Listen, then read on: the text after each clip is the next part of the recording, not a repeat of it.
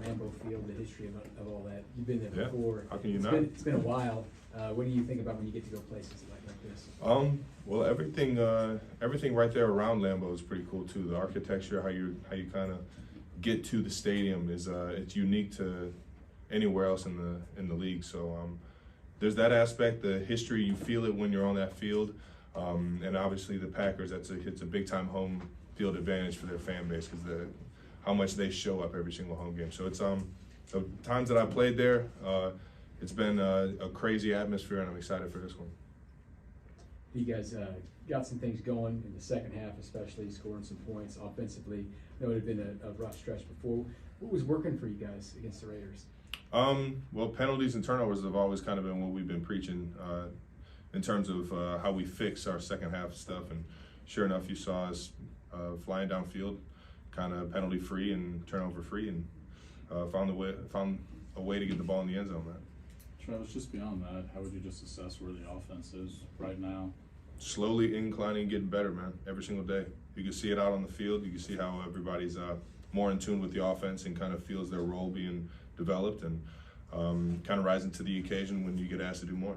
What's the balance of? I mean, obviously you guys have lofty goals where you've been the past several years, but what's the balance of a team with those sort of goals, having young players that you do have to have, what you just mentioned, that patience waiting on us? I mean, at this point, there's no patience. No, everybody's kind of on the same page that we got to get this thing rolling now. And you felt that last week during the game, and sure enough, you felt it this week during practices and even today.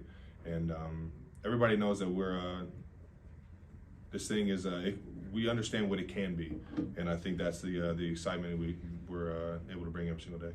The last two games, they put you more in the backfield, sometimes as a lead blocker. I just wonder if that was a suggestion you maybe had before the bye week, or just what that sort of adjustment does for the rest of the Whatever offense. the team needs, man. I'm as much as Coach Reed needs me anywhere on the field, mixed into the run game, pass game. I'm here for that. And you played almost every snap against the Eagles. They sort of trended you down a little bit against the Raiders, just because it is your 11th year, you're playing through some injuries. Just how much have you tried to manage your own snap count during the game versus the competitiveness to always want to be out there? The only time I'm ever coming off the field, like me personally coming off the field, is if I feel like I'm just too exhausted, or I've just had so many plays in a row, or just had a big play where I had a big hit or something. Those are the only times you'll see me come off the field. Outside of that, it's all just whatever the game plan is, and I'm always on board with that. However, whoever is out there on the field, obviously I want to be out there helping my teammates out, but I'm not looking at my snap count on how many plays I'm playing per game or anything like that. Andy used a term on Monday on the Zoom to talk about Rashee having a really nice game. He said he's more Patrick friendly. Running his routes and doing things. What does it mean to be Patrick friendly to you, and how long did it take for you guys to get there? I mean, it's the thing about being in this offense, it's nonstop, just it's always growing. And with that being said, there's routes that I've ran early on with Pat that can kind of give reference to some young guys or give reference to what we're running nowadays. And you over time, you just find what's unique about this offense that can make it run that much more efficient. And, with the reps that you get, you just keep, kind of computing that data, man. Trav, you've caught a pass in every game that you've played except the very first one. Mm-hmm. That's because you played one snap on special teams, I guess. What do you remember about that night, and what special team were you on? What I remember is it was a blocked field goal, and I was supposed to be on the side that it was blocked from. Yeah, my guy Sean McGrath, man. Sorry, Sean, wherever you're at, brother. I put him in a hot spot.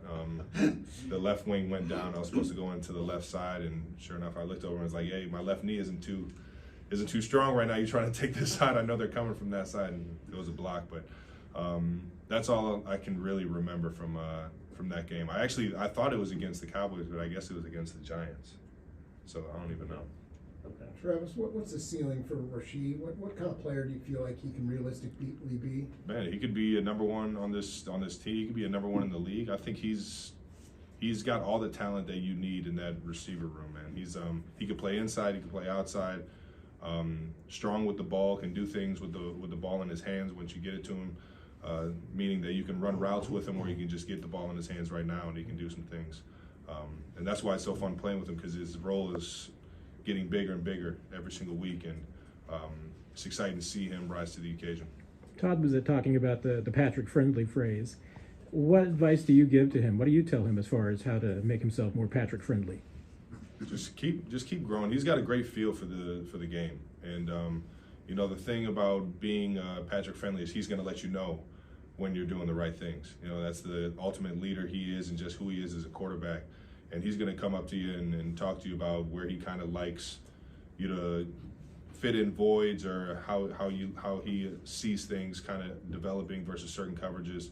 And as long as you're a sponge, you just absorb everything, not only from him, but from Coach Reed and how he teaches the offense all across the board, like he's been doing. You're going to keep seeing him excel and get more stuff thrown on his plate. Nate? Travis, anything you noticed differently or sort of adding to his game more for Isaiah Pacheco going from year 1 to year 2? I mean, right now it's we go as he goes, man. He's playing unbelievable football with a lot of energy and making everybody love blocking for him, man. And that's Clyde was in there last week doing the same thing, running downhill. And Jarek obviously always a fan favorite and always a teammate favorite. Love blocking for that guy. So it's just, you know, whoever's back there, we're rolling, but the offensive line has got a great mentality going into the games. We've got a great run game going this week, so I expect Isaiah to keep doing what he's doing. Okay, thanks, Travis.